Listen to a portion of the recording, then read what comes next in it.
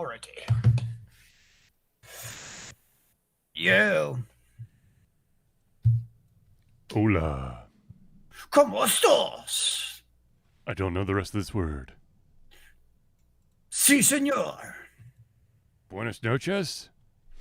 Bueno. Does that count for anything? I think it's bueno that it counts for something. I don't know. Muy bueno. I am the muy of the bueno. All right. Are you ready to conquer the world? Just give me but a moment, my friend. Just a moment. A moment? How many moments are there in a day, sir? I get very confused about this math that you make me There are do. many moments in the world, in these world moments, world moments. Cyclical circles and rainbows and holidays and all that stuff. I suppose in some parallel universe that's probably true. What if we are all our own unique parallel universe that intersect at destined locations? There's probably a religion based on that. Sure there is.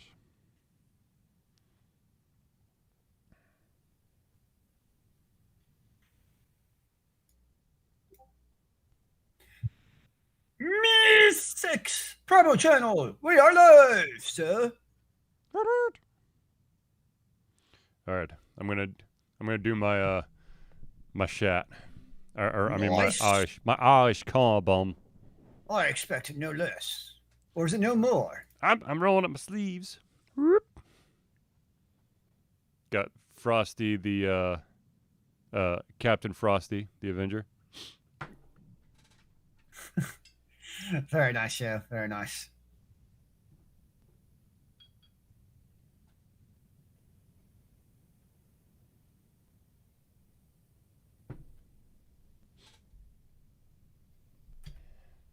Right, let's see how much this burns.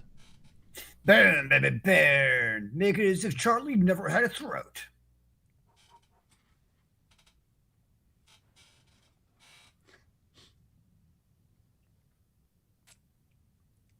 Is that the good stuff? Don't spill it all. Clank. Goes the weasel.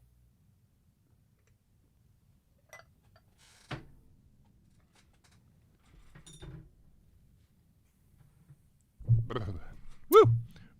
Good stuff, sir. Good stuff. Oh, so delicious. It burns. Is it the kind of burn you're looking for all your life? Is it the kind of burn I was looking for all my life? Mm-hmm. That is yet to be seen. You know, so that you can feel the burn. Possibly. All right. Ladies and gentlemen. Let's start this bad boy, shall we? Oh, it's already been started. Did you It's not been know brought that, to sir? on. What? Huh? What? It's already been brought to on. Oh, let's do more on of the broughtness. Yes, indubitably. All right. Let's mute Zelius and let's start this shindig.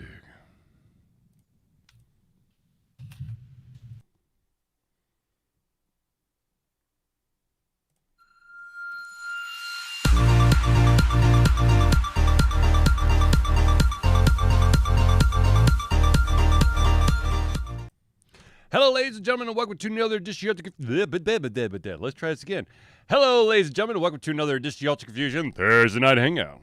Wow, you sounded so fantastic your second time around. It's almost like you actually exist. Thank you, thank you. Ladies and gentlemen, I, of course, am your host, Charlie. I'm joined once again by a prolific comer himself, Zelius. It is wonderful to see you and your Funko Pops on this beautiful Thursday for a second time. Oh, yeah.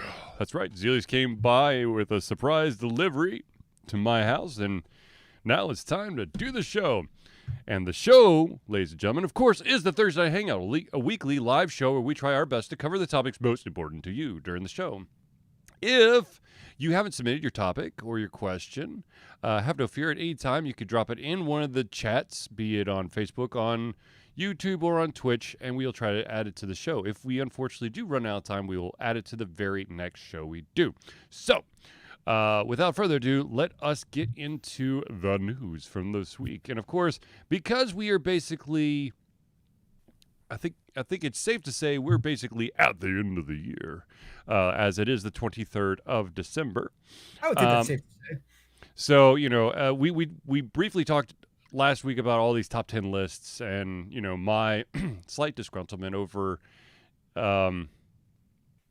top 10 lists and not really knowing if it's truly their top 10 list or if it's a sponsor-driven top 10 list or whatever. Let's talk about something that's also really enjoyable and affects masses of people, and that, of course, is when the banhammer comes. And ban the hammer! There has been a brand spanking new round of banhammering by Activision. They have basically, I think in the past couple days, they've knocked 50,000 cheater accounts from Call of Duty, Vanguard, and Warzone. They basically have, and this is of course always going to get into something that PC gamers may have an issue with, and that is the fact that they have a new cheat bot that basically has super duper access to everything to make sure that you're not running anything that could influence the game. Now, of course, as many of you are probably aware, this is a constant battle between people who want to protect their stuff and, of course, companies want to make sure that they don't cheat, but also probably having a hidden agenda. But of course, it's like a never-ending battle. Activision, of course, and I'm going to believe Activision, says that it only runs when the game is running. Just like the Sony rootkit of how many years ago? That, it's not going to affect anything. It doesn't actually install a virus on your computer. I think Zelius froze. I think we may have lost Zelius, ladies and gentlemen. But have no fear, I will try to get him back. That's really creepy. Let me see if I can get it back. 1 second. That's really creepy.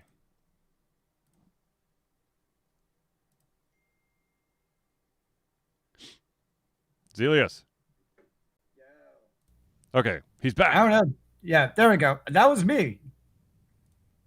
Okay, so I vaguely remember many years ago there was a a music studio that was putting some kind of hidden shit on their CDs that if you put on your computer, it was installing shit in the background to make sure that you weren't burning copies of their music, of course, only for that reason. Yeah, that does not surprise me. And I think one of the other big problems with rootkit stuff is it creates a elevated basically security vulnerability because a lot of these rootkits have to be installed usually at a kernel level or something very low level. Yep. And it's seeing something the most recent Java exploit with log4j, how prevalent these are. And let's be honest, a game developer, their highest priority is probably not patching these hacking softwares, especially if it's an older piece of software. Mm-hmm. So that's the other issue you run into is it's naturally creating a way to have access to your computer data to detect that hacking that the developer would otherwise not have. And when that happens, there's always going to be a way of exploiting it. And that's one of obviously the arguments against it is it creates a vector of attack against people on the computer when there's already so many potential ways to do so already without throwing, there's already enough user error out there. Yep. That could potentially create a security vulnerability. And now you add in something outside of my own power to control, and it's truly like, damn. Of course, the unfortunate thing is, I mean, the reality is it's hard to play video games nowadays, especially newer ones, without a cheat software installed somewhere on there, whether or not they even tell you, honestly. Yeah. Well, you mean anti-cheat software? Yes. The developer actually added their own cheat software. That's funny as hell. So totally random. Yep. What this makes me think of. So I'm gonna put it in the chat. It's a song by a band out of Sweden called Amaranth. It's one of the bands I listen to, but it's the official esports song. Oh dear God! But what makes me think, it's a newer release, but it makes me think of, there needs to be like an official, like by one of these metal bands, like Banhammer song, where like when somebody gets the Banhammer, like it sends them like this Banhammer just in your face, like you've been banned. Kind of like a Rickroll. Actually, yes, like a Rick. Actually, you know what? It should honestly just be a Rickroll. You're absolutely right. Yeah, that would work. That would actually be kind of funny if like you get an email that you've been banned and like here's a YouTube link to your footage in action. It's a Rickroll. That would be awesome. That would be pretty sweet. Not gonna lie. I'm like, yep, you got me. If I got caught, I'd be like, okay, or even better, I don't think a developer would actually have the stones of doing this, but they actually send a email of that nature to like their entire user base. Every person's like, you got banned. It's a Rickroll for all of them. I think that old school Blizzard could have done it before the merger, because they'd be like, nah, okay. And if actually, you know, the company that could get away with it, I don't know why they would send this out, but the company that could get away with a Rickroll to basically their entire customer base is the Cards Against Humanity people. That would make sense. Yeah, no, I could. That would work. That would work for them. Yes. Yeah. You're right. Old school Blizzard would have been one company who would be like, okay, you got it. Well, they'd probably switch out. You know, they'd probably have like one of the World of Warcraft people singing. You know. No, you know what it would be is if they send it out, it'd be Leroy Jenkins. All right, we're going to talk about us banning your account. There's a 29.3333 repeating, of course. Chance that we're going to Leroy Jenkins. Yeah, that would be cool. I'm just saying. Okay, let's see. Of the developers today, I think what if they had multiplayer game would be Giant Bomb Games, Big Giant Games. You mean Super Giant Games? Super Giant Games. There you go. The guys behind Bastion, Pyre, Hades. Yeah, and they have such a Transistor. robust history. I would say before Cyberpunk, it could have been Project Red Key. Yep. But that shot the pants on that. Speaking of, have you finished watching The Witcher yet? No, I have not finished watching The Witcher. I have not yet either. I think I've got like 2 episodes left, I think. Yep, I just finished episode 7. Or maybe I'm on 6. I can't remember. Anyways, it's good. Look, here's the thing. The biggest issue, and this is, I'm not spoiling anything for anyone, so don't worry, but the biggest issue with the first season of The Witcher was when the fuck in time was this scene happening? Yep. And I love the fact that they poked fun at themselves in one of the episodes of the second season about just that. I will say, when I rewatched season 1, I think over Thanksgiving break, actually, one of the days I spent watching it. And it actually like made a whole lot more sense having seen it once. Because the biggest problem I had, I think, really with season 1, just the time jumps, but they didn't make it clear there were time jumps. Yeah, exactly. That's about 2 or 3 episodes in, you're like, holy shit, they've been jumping time this whole time? That's to me what really, like, they almost needed like a spoiler warning, just so you know, we're not going to tell you when, but there's time jumps then you'd be like, okay, I can at least figure that out maybe. But the fact like you didn't even know, that was an interesting choice to me. Well, I mean, it was like the first time it happened. He's like, "Oh, I haven't seen you in years." I'm like, "What you were the last episode? You were just buddy. What is going on?" Well, especially because in this, I mean, I think I can say this for season one, the time jump from one time jump to another giant time jump, as you're saying, had like the same wizard dude in it. So you're Yeah. a little bit confused when he's saying many years later, but it's the same. Like I get like, um, oh my god, I hate names. The Witcher's name. My Geralt. brain hurts. What? Geralt. Thank you. Wow, that was bad. Like Geralt, you know, is going to look the same from like 40 years ago, whatever. That's fine. But like when the wizard's there and it's like the same person, and he says it's many years later, that's what really threw me off. I think in season one, and it's like, huh? But watching it a second time, with I'm not gonna lie, I cheated and had like a website open on my phone of like what season, like what time zones are we actually talking about in these episodes? No, I mean, I won't lie. I started watching I finally started watching the first couple episodes of Hawkeye on Ooh, Disney Plus, and almost immediately I had to Google something because like, when did this happen? Because they do how like in a flashback to something that happens in one of the late the later Avenger movies, and I had totally forgotten, and I was like, what what is this? Oh. what do you think of Hawkeye? Because I don't have Disney Plus, but I love Cliff Burton. So far, it's very interesting. Hmm. Now I've only watched like 2 episodes, but I mean they're both like 50 minutes in length. But I mean it's interesting. I don't know. It's still too early for me to give you my my full report. Now at some point I'm gonna have to sit down and watch the rest of the Cowboy Bebop because I kind of stopped. Yes. Especially after I learned that there was not going to be any more.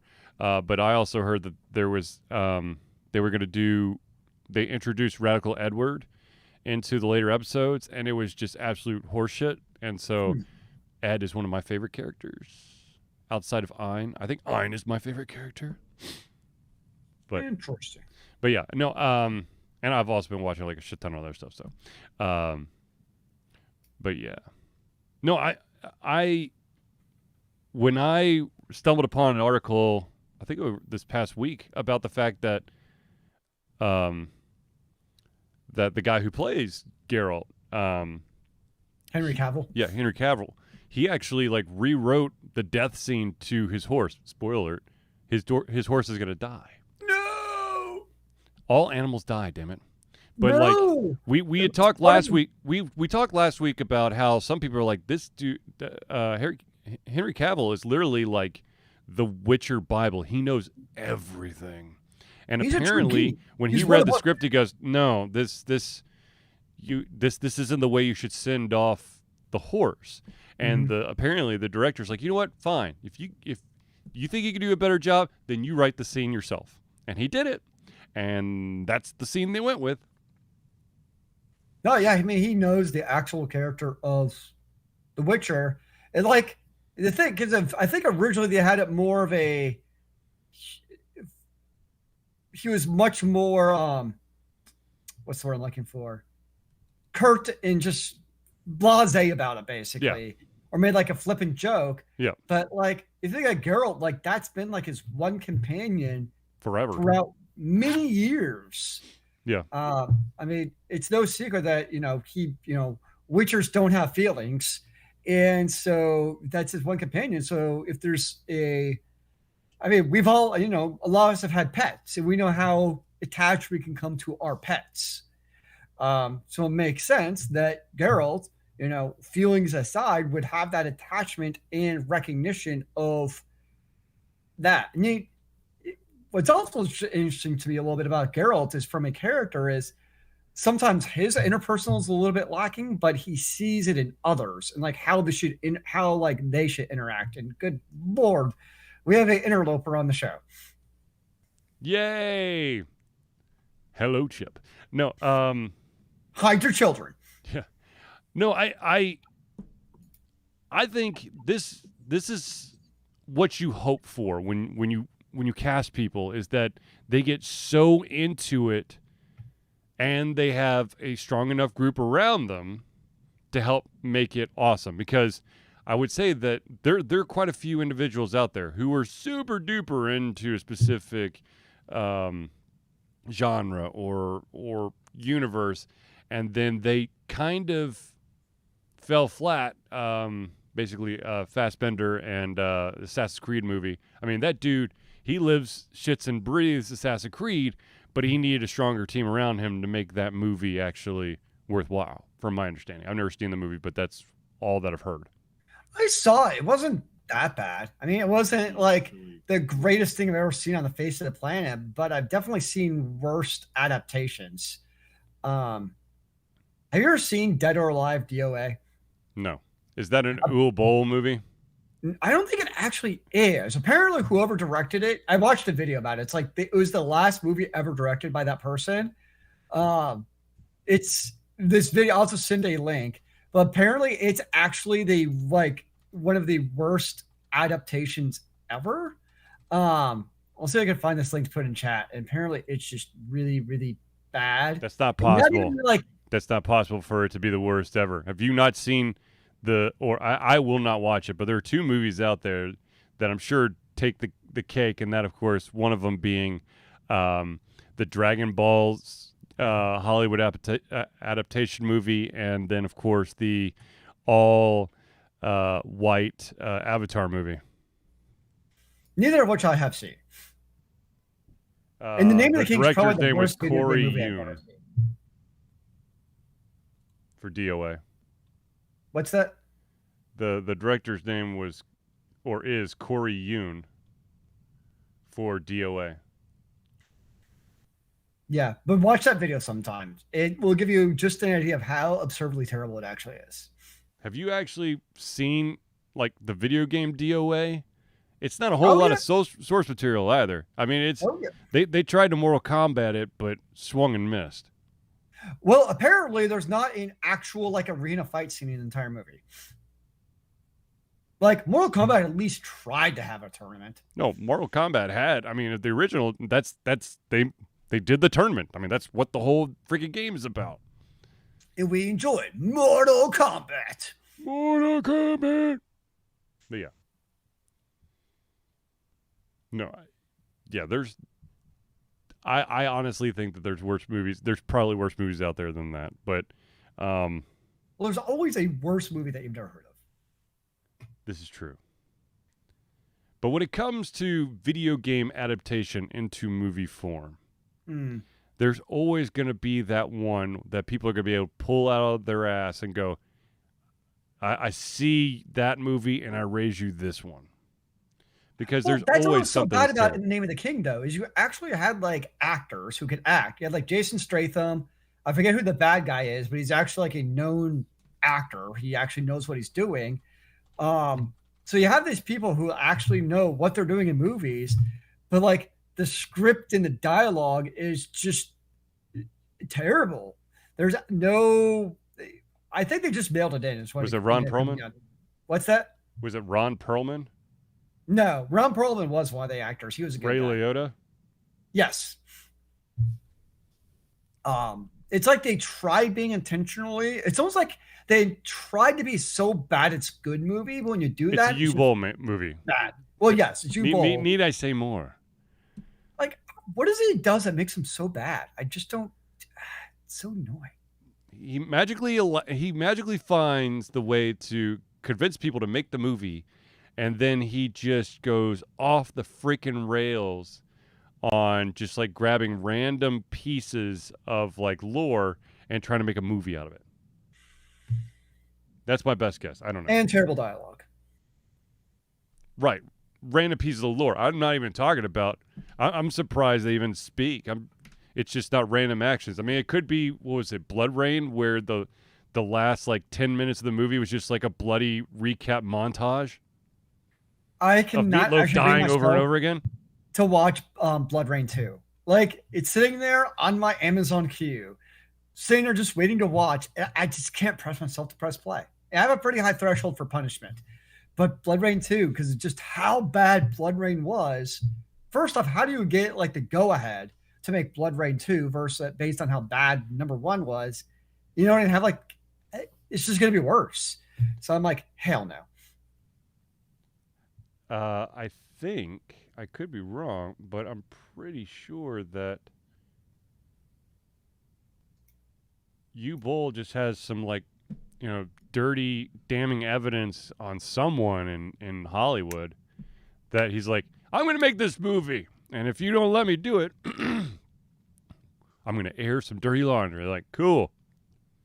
But then you actually get a lot of this development director movie from like Germany's like House of Art or something, like financed a lot of his movies or something.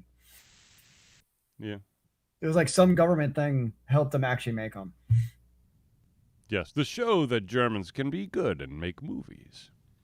I have nothing against Germans. I have German blood in my ancestral tree. I'm not trying to make fun of them. Just in case you have anybody out there who magically just got up in their feels. I feel like I have to, in this day and age, we have to preface everything. What's the fun in that? Now, apparently the last movie he made was... Wow. Wait, there's a Rampage movie? I did not know that. Yes. Rampage, President down. This bill will not be vetoed. Wow. Yep. Wow. Yep. Yeah. It's bad. Did you see it? No, but I've heard nothing but bad things. Oh, that's disappointing. There's a 2.5-minute trailer. Maybe that will like tell us all we need to know. Probably. You could probably save yourself a shit ton of time with that trailer. Okay. So, some of you may know that that there is a company out there called Twitch that is a streaming platform. Some streamers stream on there. And some may even further know that Twitch is owned by Amazon. Well, a very interesting thing happened this past week. It turns out that Twitch had to ban its own Amazon channel because of breaking the guidelines and rules. Apparently, during the end of one of these like year wrap-up shows, I think it's a Spanish show that's live streamed. I'm not even exactly sure how to go with that one, so I'm just going to leave that chat for anyone who's watching the video. They can figure it out. But apparently, because one of the females on the show flashed the camera, they have been banned. And this is the first time that this has really happened, because apparently there's just this magic list of like Amazon Prime shows that are on the no ban list. And basically it's all of like, the popular live shows. And this one got banned, which of course I understand. They showed a nipple. No, I don't understand. People love your bodies. Okay. And the other thing is that it's like one of those like late night shows too. So do we have to should the internet have like a, what is it called? Safe harbor rule for streaming? I mean, it kind of does based off of the content provider. The idea is like, or at least was, that if you're the host, like in this case, YouTube, and as long as you're not giving, in theory, preference to one type of speech over another, you can take reasonable measures to basically eliminate copyright, then you're not liable, is the basic theory. That's where Napster got sued into oblivion. It's because their intent was only to basically host pirated material. There was no attempt to actually do anything of use other than allow people to download free MP3s. I'm so confused. I'm talking about the safe harbor rule, which means that the language restrictions and whatever get lifted later at night. Oh, I thought you meant like the other safe harbor that I was talking Are about. you talking about Pirate Bay? No, like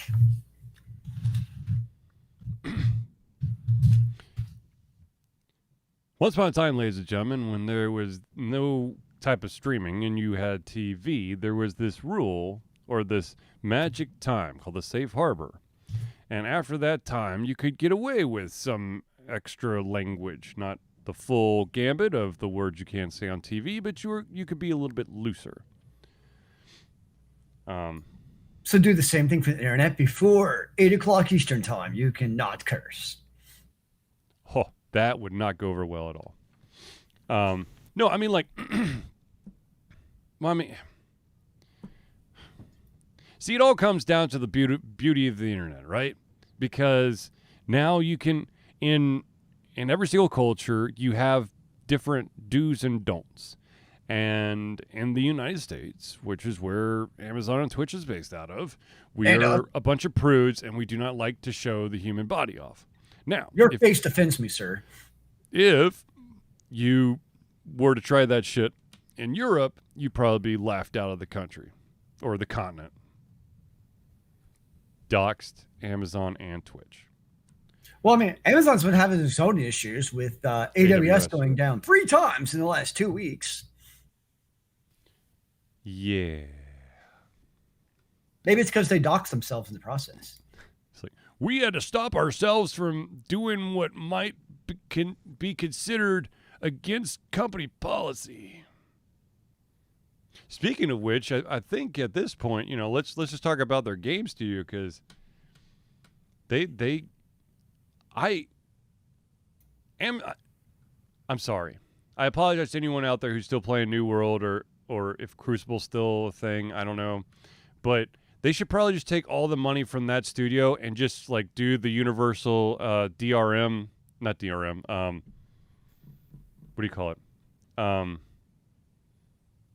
The music stuff, the takedowns that people get nailed for. DMCA? Yeah, DMCA. Just do the universal DMCA thing to just say, here, studios, here is a bucket of money that if you get all your panties in a twist, you can just pull from this for someone listening to a song that was in a game.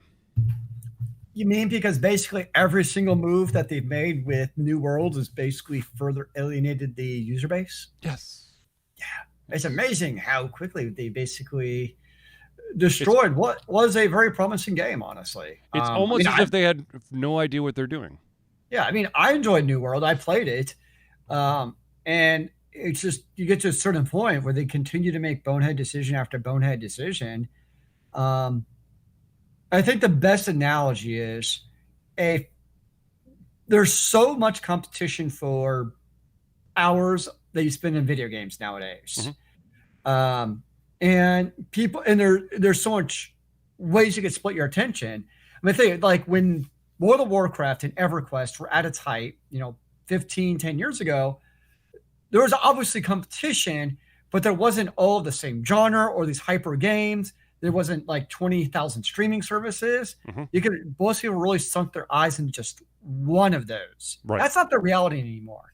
And what I think 14 does better, and that's kind of what it comes down to, is it respects what we like the user's time.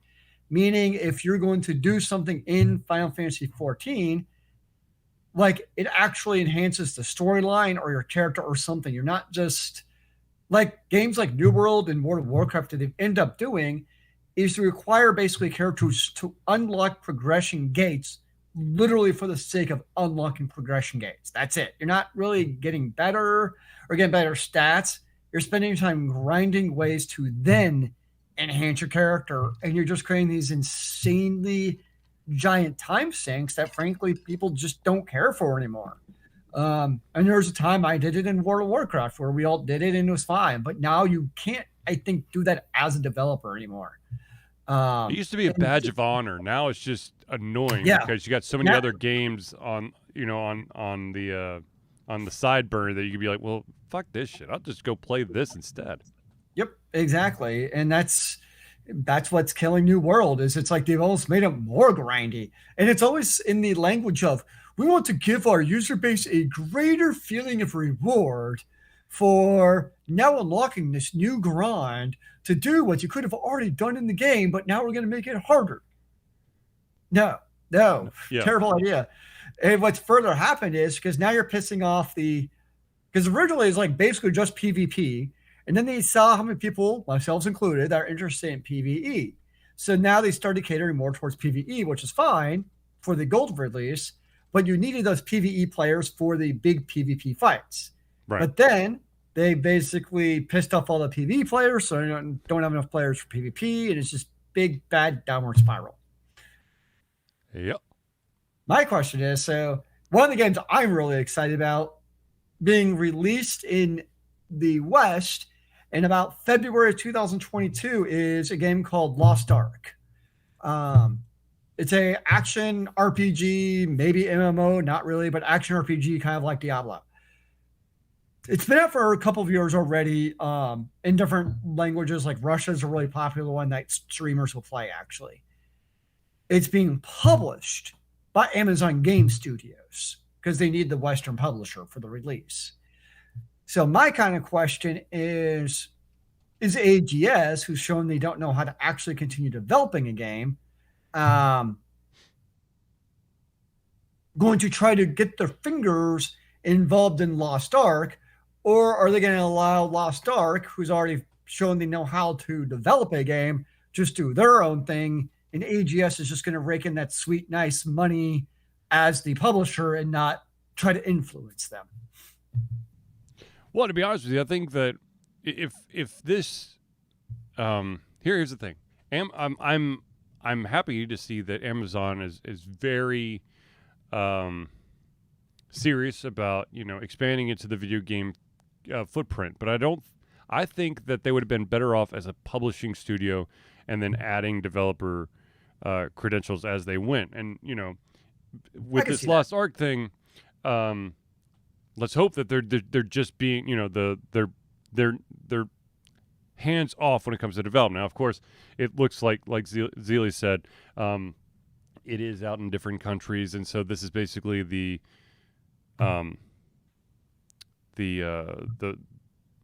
way to get it published in the U.S.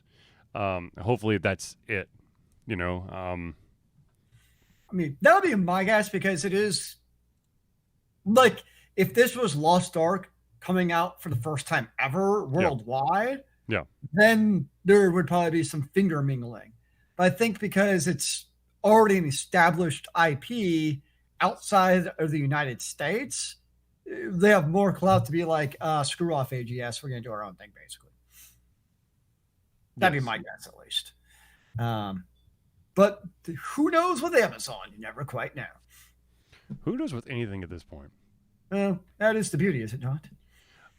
But yeah, I will say that on February 11th, if Chip is still online, I'll be taking off that day to be playing that game.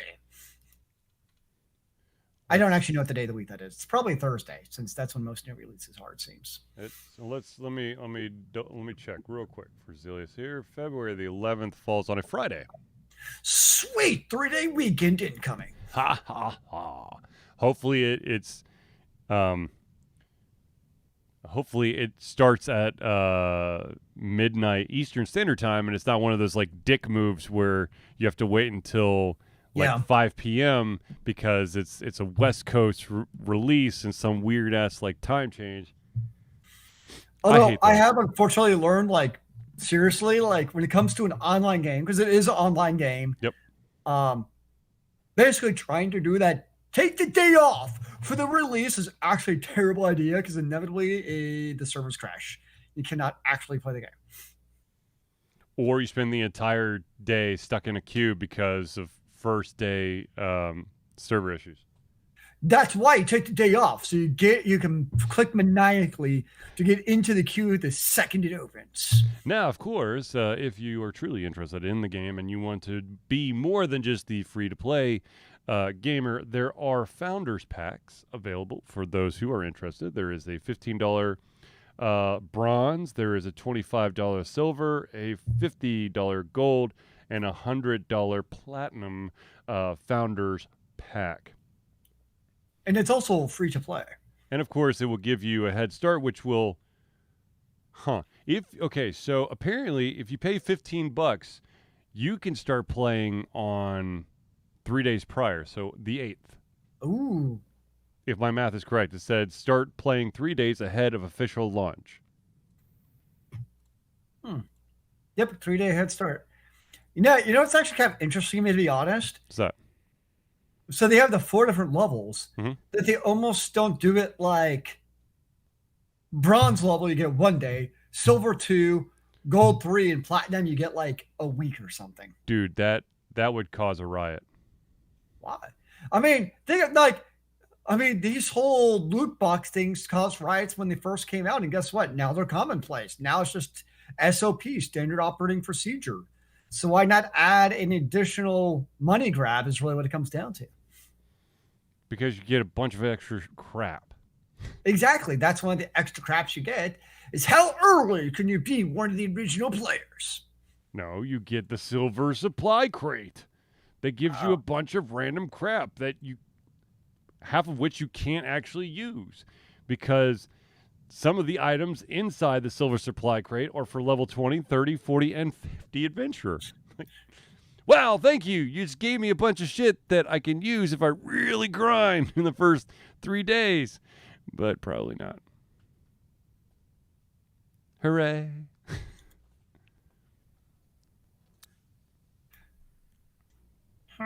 So I'm guessing you can only, it looks like it's one of those games where you're allowed to like 1 or 2 characters because I know they've got a character expansion slot. Yeah, so based off of that, it's like, you're limited because there are classes. It's not like Final Fantasy 14 or Rift where like you could, on your one character, you can swap between different classes, which is one of my favorite features of those MMOs. Mm-hmm. Whereas it would seem that with Lost Ark, like a lot of games, 1 character, 1 class. It's bullshit. Yeah, well, you know. I mean, if you're an alcoholic, having the ability to just change classes on the fly on that 1 character is one of my favorite features of games when they actually have it. If they do it well. True.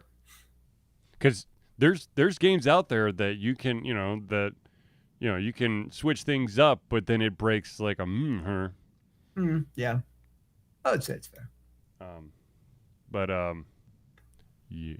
So, someone apparently dug up a story from the early, I think it was it early 2000s? Yeah, early 2000s.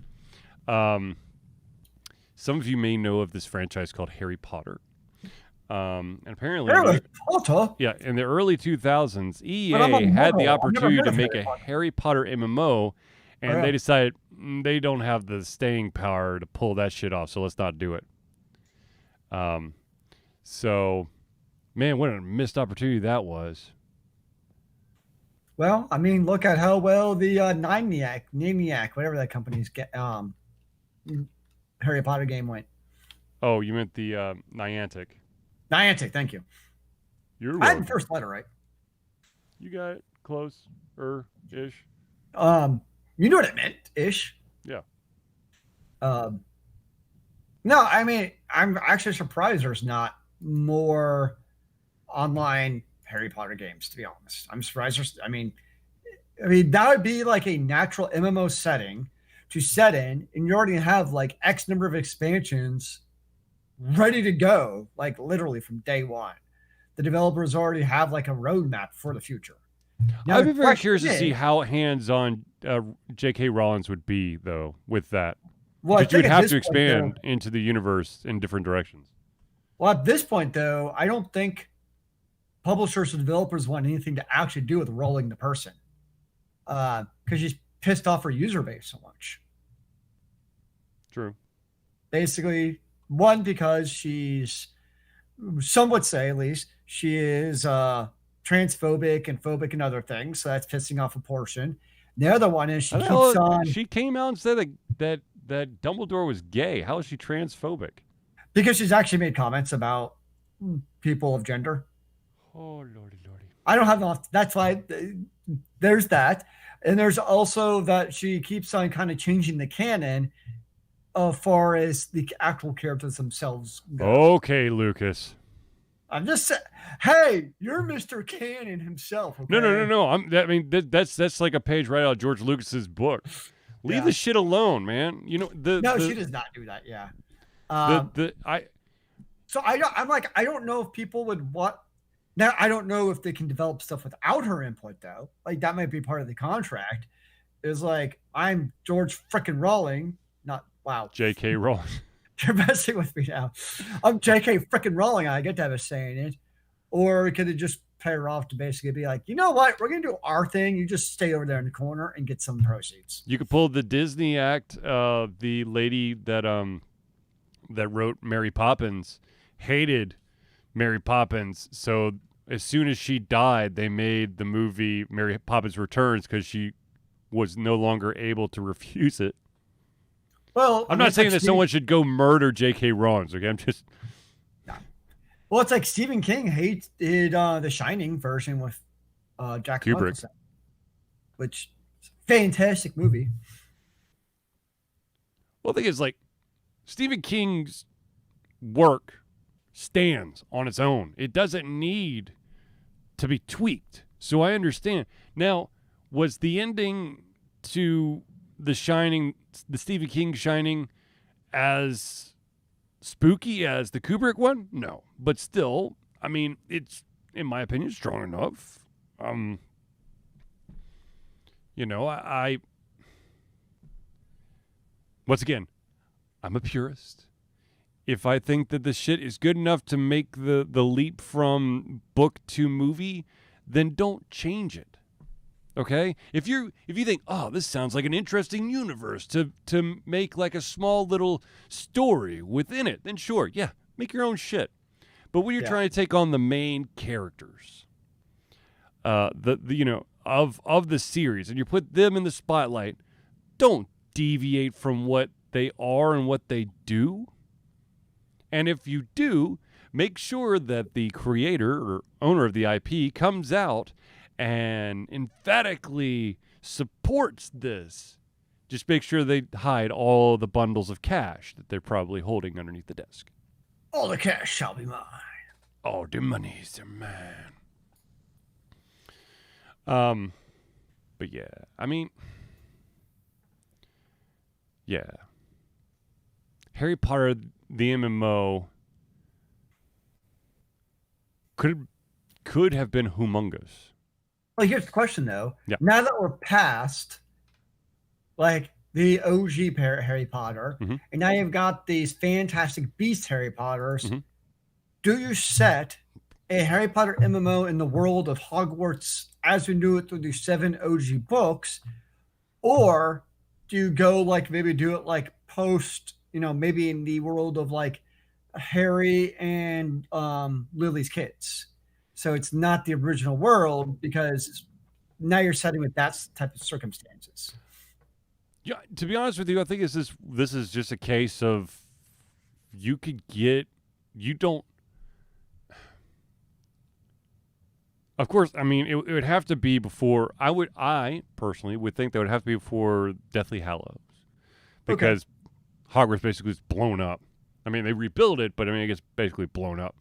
But, I mean, you could, with that MMO, in my honest opinion, you could put it anywhere between Tom Riddle's Expulsion and Deathly Hallows. And just be a student that participates in the things and gets into slightly less spectacular trouble than Harry Potter. Well, that's actually what Defiance, the video game, did really well, I thought, actually. Is it still had it was in the same exact universe as the main characters, whose names I cannot remember. Fantastic show, by the way. If you have not seen, highly suggest it.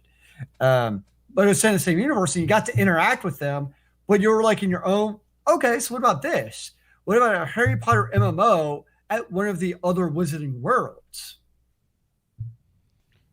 So, Or do they need to actually be at Hogwarts to get that do they? extra moonies from people being familiar with that universe? I don't know. To be honest with you, I let's just say they give you the option to go to the other schools. How about Hmm. that? I mean, the thing about the Defiance MMO was that um, the show takes place in St. Louis, or what was St. Louis. I Yeah, think they call it, what do they call it? Freedom, or no, it was the city of Defiance. that And makes then sense. the MMO took place in San Francisco, and there was some crossover where some of the characters from St. Louis would go over to San Francisco. Um, and just for Zelius's, uh, you know, um, for his own benefit, it was Nolan and Arissa as the two main Thank you. characters. Oh, yes. And then you had Amanda Rosewater as the mayor. Um, but no, I mean, the thing is, when you have that strong of a universe, be it Harry Potter or Star Wars or World of Warcraft or something like that, I understand the need to try to put in the big names, but I think that if you're making a game, or hell, even like a TV series, as long as you kind of drop the names in there, I think you're fine.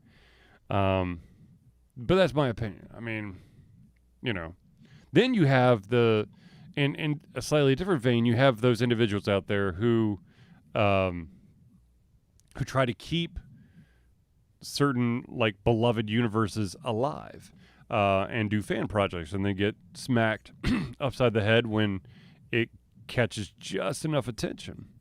Um, the recent, I think it was there's a recent bundle release of the Grand Theft Autos that caused a bunch of fan sites to close down, with a bunch of apparently phenomenal mods to really breathe life into some of the older Grand Theft Auto games.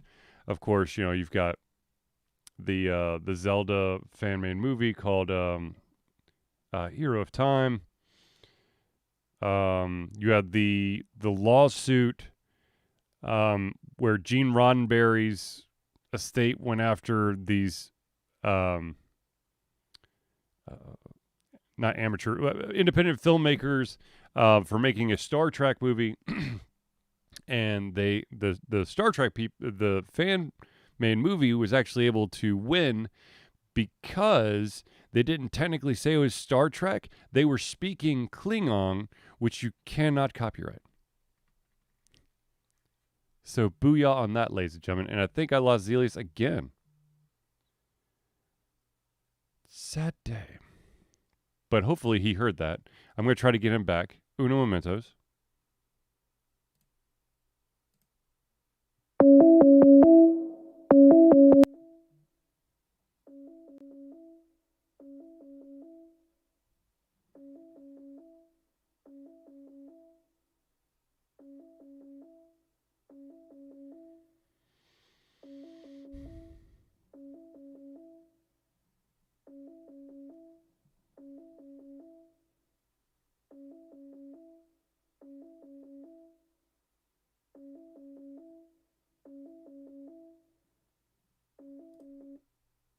I think we may have lost him for good, ladies and gentlemen.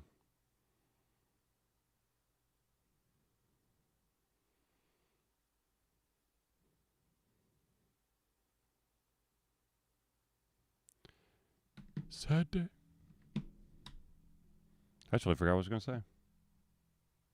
Damn it.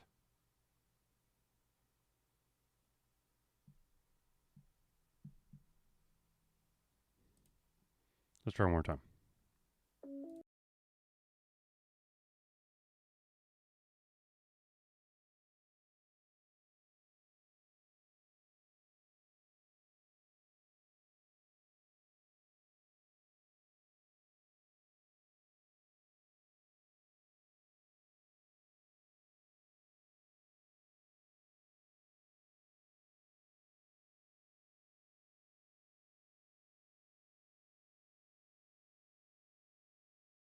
There he is. There's the Zelius. There's the man. There's the myth. There's Leshen. Usually, you're the one with shitty internet. What's going on, man?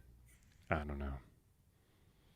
Actually, your internet's been good lately. Have you been bad mouthing? Well, that's not 100% true. You should have seen one night the internet went absolutely bonkers and caused all the Alexas to give off a warning in the middle of the night. That was fun.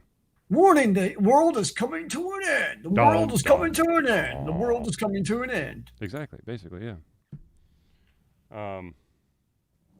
Balls. I forgot what I was going to say now. Is it about the world coming to an end?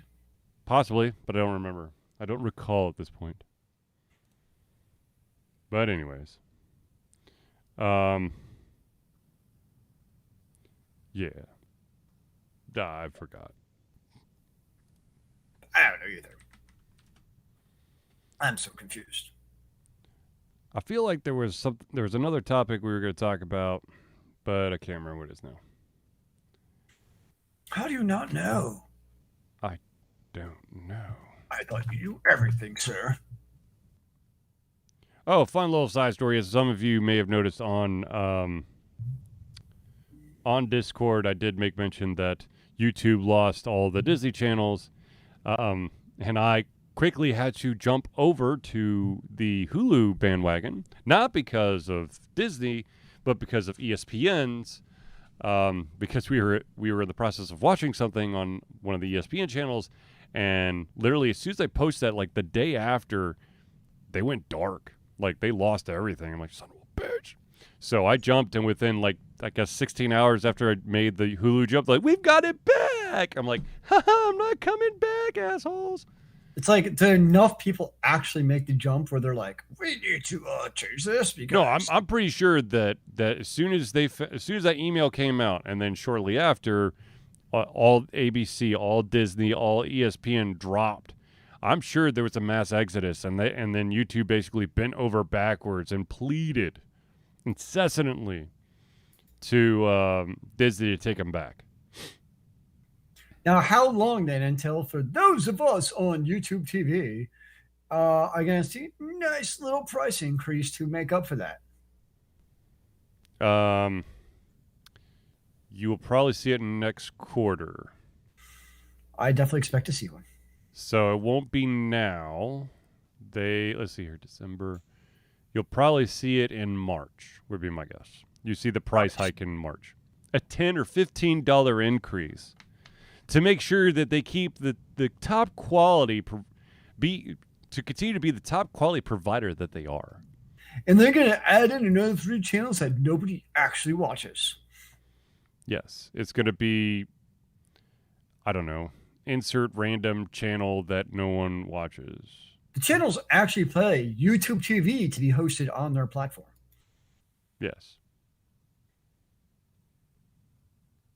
Something like that. But what do we know, man? We know nothing. So the real question is, are you excited for the holidays that are coming our way? Once I'm done with work, because I will be working up until I need to go to Christmas Eve dinner. But yeah, sure. You have to go to Christmas Eve dinner for work? No, I said I will be working up until Christmas Eve dinner. Ah, I see. That makes more sense. I was like, oh, you could go down to your job for Christmas Eve. That sounds terrible. Nope. Sounds like family. a bad idea. I'll be with family. Nice. Indeed. I'm sure they'll be super excited to have you around. Of course, I hope so. Okay, I hope so too, man. But, yeah. Holidays. Gotta love them. All that jazz. Yes, I enjoy the sleeping in that comes along with them. What is the sleeping in to speak of? There is no You'll such find thing out in another when there's 15 children in the house. You'll rediscover it someday. No, I won't. You know. No, I won't. I'll sleep in for the both of us. Don't worry, sir. I got you covered. I got you back. That's going to happen. All right, ladies and gentlemen, it is abundantly obvious that we have run out of topics. As it is close to the holidays, I guess the only thing I can say is to spend time with your loved ones, love one another, Stay out of trouble. And we love you all here at Ultra Confusion doing the thing with the stuff where we play video games. What will be your holiday video game of choice? What will be my? You mean what video game will I play over the holidays? Yes. Okay, because my holiday, I don't think I've ever really gotten into a Christmas themed video game.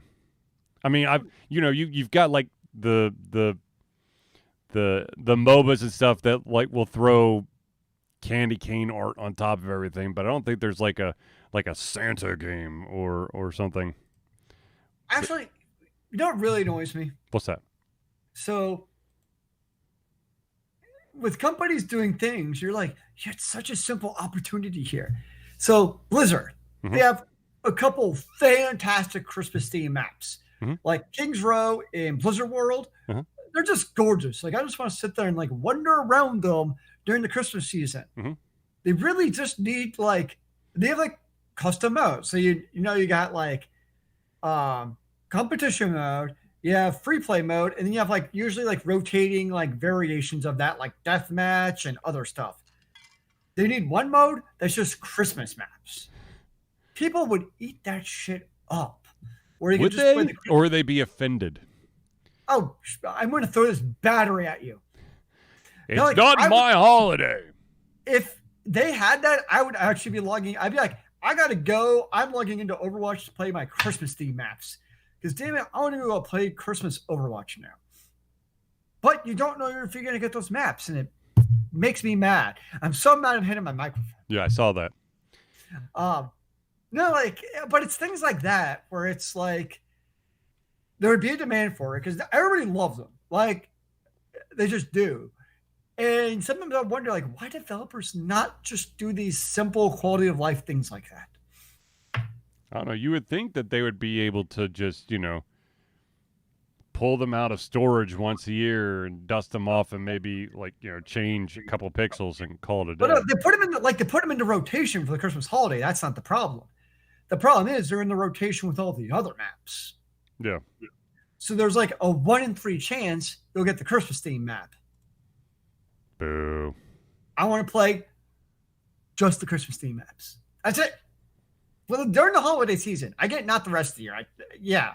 But during like this week, it's actually an event in Overwatch. It's like the Christmas holiday Overwatch thing where you get like special skins and stuff for Christmas. So just have like a Christmas only theme rotation in the maps. But you can join it. It's like an option. Like it's not like all of your competition maps are those. It's just like a special play mode for people who want that as well. Because it's different and special and no one wants that. I don't know. I don't know. Look, Overwatch is dying. Just little things in life to maybe keep it going. Now, I would think some people would even stretch that a little further and just say Overwatch is dead at this point because they keep screwing themselves over. I mean, yeah. There was a thread on Reddit the other day, and basically it was an Overwatch. It's like, this game is so much fun, and I keep on coming back, and I don't know why. And basically it was like a support thread for people who like keep on coming back to the game that abuses them, even though we know that we should not be coming back. Because we know there's no new content coming out. Like we keep on coming back thinking it's giving this new shiny thing, and it's not. Well, I mean, it had so much potential that if you give it enough time, you come back. It's got to be better, right? The grass is always green on the other side, rose tinted glasses, all those things. Yeah. Yeah, I mean, that's how I feel about Overwatch is every once in a while I get the nostalgia to kick back up, kick the tires. And like 3 or 4 matches in, I'm like, oh, yeah, it's the same exact game I played 2 months ago. That's what's frustrating. Indubitably. Very frustrating. All right, ladies and gentlemen, we're going to let you go. I want to thank everyone for tuning in to the Ultra Confusion Thursday Night Hangout. For myself, Charlie. You all right there, Zelius? It's just a battery. It's fine. Right. Rose will go reheat it. For myself, Charlie, and Zelius, it's been a pleasure giving everything come our heads, our mouths, and of course, Our Hearts will be back next Thursday or the following Thursday. I don't know because of the holidays. But until then, ladies and gentlemen, stay true to yourself. Remember, kids, keep on gaming in the free world. Amen to that, brother.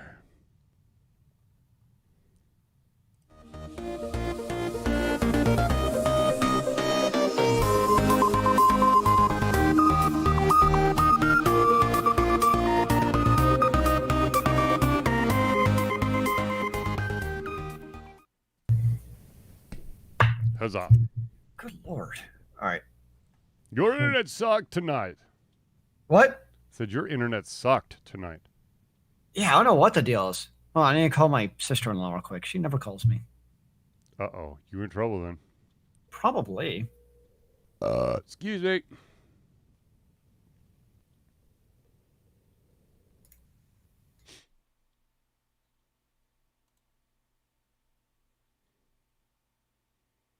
Oh boy, oh boy, oh boy.